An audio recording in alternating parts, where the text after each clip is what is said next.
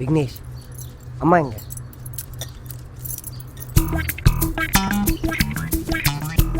ராஜாத்தி, கண்ணை மூடு.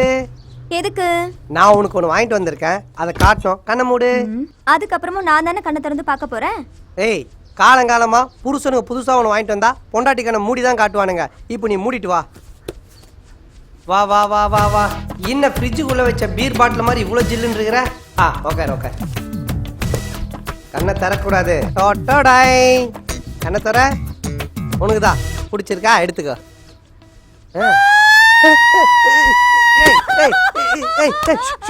ஏன்டி இப்படி கத்துற? கலர் பிடிக்கலையா? பட்டு புடவை வேணுமா? ஓ, சந்தோஷத்துல அழுவுறியா? ஏண்டி, பொண்டாட்டி புது புடவை தான் வாங்கி தருவாங்க, பழைய புடவை கொடுக்க நீ என்ன பிளாஸ்டிக் பைட்டு விற்கிறவனா?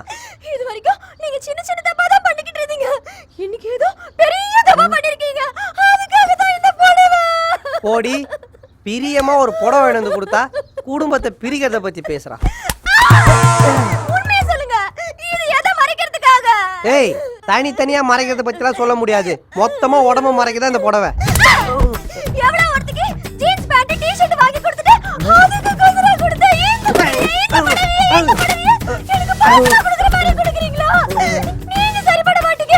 என் அப்பாவை கூப்பிட்டு இதுக்கு ஒரு பஞ்சாயத்து வச்சாதான் நீங்க திருந்துவீங்க. அப்பா,